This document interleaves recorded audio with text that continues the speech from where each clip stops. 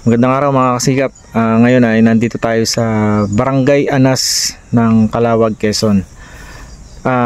From San Pedro, Laguna, bumiyahe tayo papunta rito sa Barangay Anas. At yung kasama natin yung kuya ko, PJ Artas, yung anak niyang bunso, si JP. So ngayon dahil meron silang naikwento, yung tito namin, naikwento niya na meron daw yung napunta mong bahay dati, na destinohan mo ng trabaho, ay merong bata doon na may kapansanan.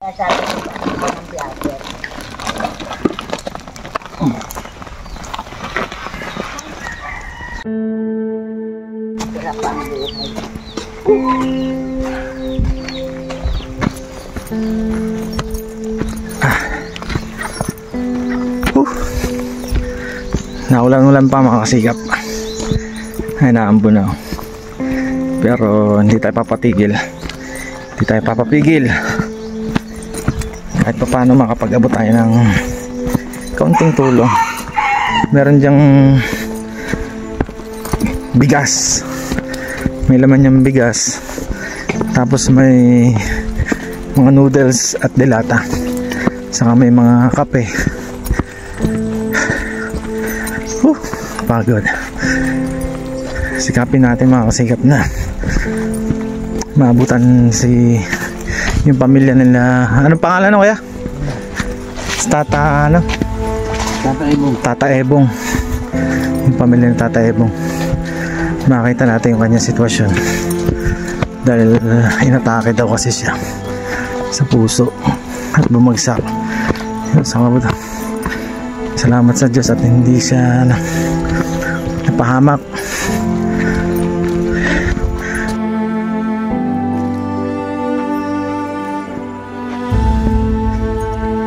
Ito, bundok siya nga kasi. Bundok pero buhangin.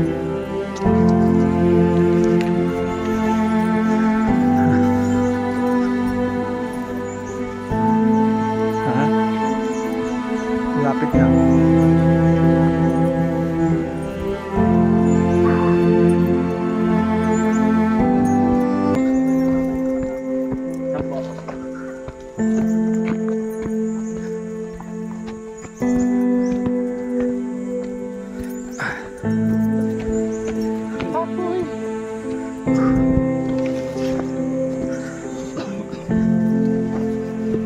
Si Cyrus J. Malolot o mas kilala sa tawag na Baldo ay may kapansanan at kasama na lamang niya sa bahay ang kanyang lolo at lola. Sa kanilang munting barong-barong, payakman at mahirap ang buhay, ngunit patuloy at nagsisikap pa rin sa kabila nito.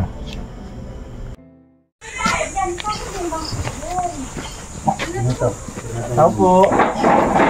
Ay, magandang araw po. Morning po. Yun na yung lakad doon. Ay, dali nga yung ano na. Basta po. Magandang araw po. Pagka. Kaya ko na kailangan yun. Kamusta po kayo? Balita po ni tatay, ni kuya ay pinatake daw po kayo. Eric po. Yun po. Kasi Hindi malayo sa amin ang yun. Kaya nga pinakuha ko yun at saka isang piyay. actually, nabanggit po nung kasi nagbablog po kami dito sa Kabansak. Saka sa Kapaluhan. Kasi doon naman ako pinanak talaga sa Kabansak eh. Nagbablog ngayon, hindi ko na... Hindi po. Dito lang sa may... nagkwento ko sa akin ni Daddy Rico nung pag-awag ko sa Kabansak na meron nga raw kung ano, ganyan, may kapansanan yung bata. Ngahan na si Baldo. Tapos nabalitaan ko din po, nag-update niya si Kuya, nabalitaan ko ano, na matake ka raw. Hindi na akupas. Oo. Buti po, hindi kayo na masama. Unang Merkulis lang yun. Pagpitsa yun. Nagulat din ako. Kausap ko lang naman. Pero kung ako'y nag-iisa, ay makapatay. Kasi nauna ka agap. Buti may nakakita. Kung mag-asawa mo kasama. pagkataob ko, ito yung nakalutang na sa dugo. Isang tuwalya pa ito na hindi na. Kasi may sakit din po pala talaga kayo sa puso o may nyo lang nalaman? Wala ngayon na nagkagayon. Ay, ibig sabihin, meron kayong sakit na ngayon nyo lang Yun na, yung experience. ang tawag dun, yung na-high blood. Opo. Pero nagpatigil na po kayo. Galing ako nung kahapon sa layunin. Ay, kamusta po ang finding sa inyo?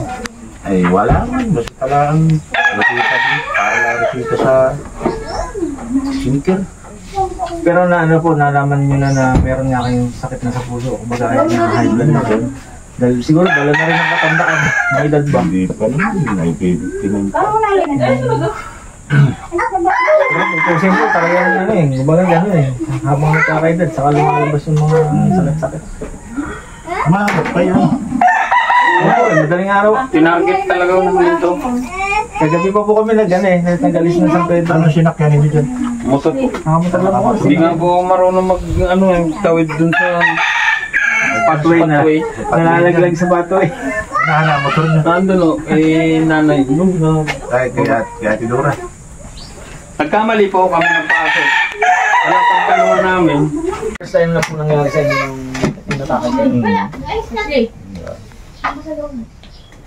Siguro, taga ng panahon. Siguro kung Signos talaga. May okay maingay ha. Wala nang may wear ay nakaharang. Naitawid ko muna yung gala. Kahit isang puno. Ayun itong ibabalik ko, nalimot ko na. Pero malayo pa yung... kumbaga, doon pa lang muna, ano na, parang siguro... Siguro yun na nakalimot na ako. Ay, nakawit ko pa isang puno. Hindi nga Wala, talaga akalain. ako'y magkamalay, nasa baryo na ako. Bahay namin. Uga lahat siya eh. Siguro yung nakatangkab ako. Tapos masakit na rin. Siguro yung patak lang yun, baka napalis kong ganyan. Dito ako tinamaan, kaya subsub. Tinamaan po kayo? Dito. Bago kayo atake. Ay, may atake na siguro. Kumbaga... Siguro na lakas-lakas lang ako. Papasok ng trabaho po siya. Punta ko sa kanya. Ay, magdala ka ng ito ka.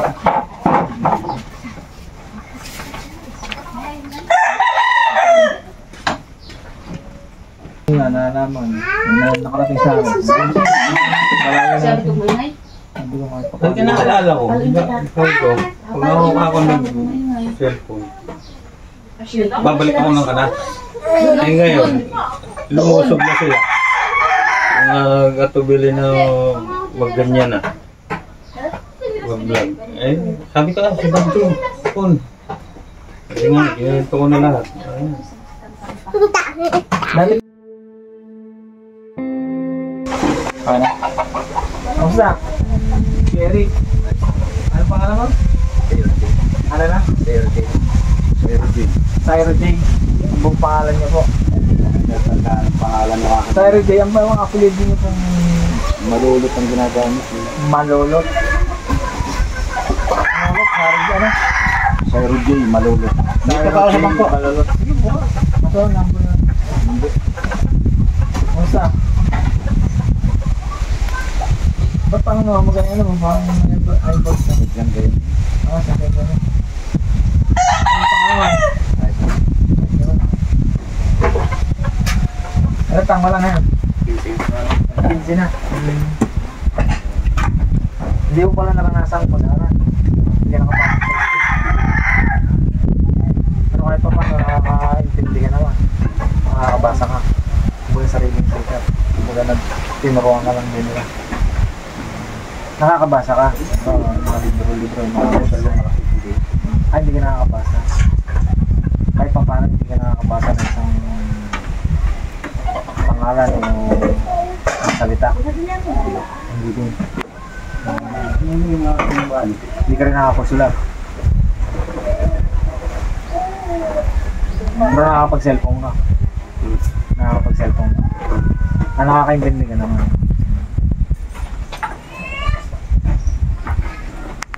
Kung hindi ka nakakapag-tsinelas.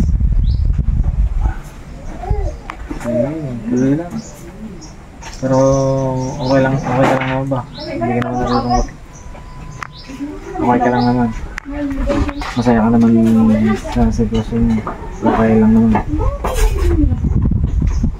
Hindi, meron kaming dala sa yung ano, sa inyo ni Papa. Bigas. Saka konting noodles, saka dilata. Kasi naikwento ka ni Kuya Diab. Baga nakita raw nung bata ka pa. Kaya nung naikwento ko sa amin, nakarating sa akin yung kwento. Sabi ko, sige, puntahan natin. Saka nagkataon din kasi nga, nakaka si lolo mo ng high blood. Sinamantala namin yung pagkakataon. Madalaw ka ba? Madalaw kayo ng tatay ni lolo. Lolo mo. Sige, Baldo, ito yung ano, pagpasensya na yan tayo, pagpasensya nyo na po rin ito aming nakayanan. Meron po dito, siguro po tanda ko ilang kilong bigas na ito eh. Pero, pagpasensya nyo na po ito.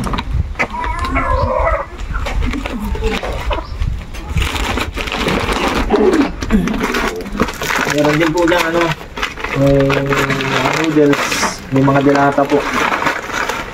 May mga kape rin po dito.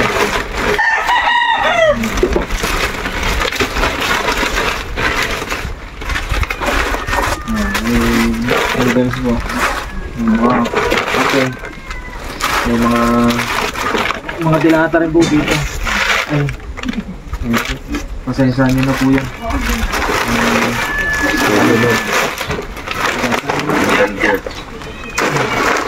Sasabihin mo, salamat po. Pasensya nyo. Saka meron kami ano, bigay sa'yo. Nasaan yung Sikap official channel yan. Pagpasensya mo na yan ha. Kahit pa paano, meron kang pambili-bili ng merenda. Ano gusto mo bilhin.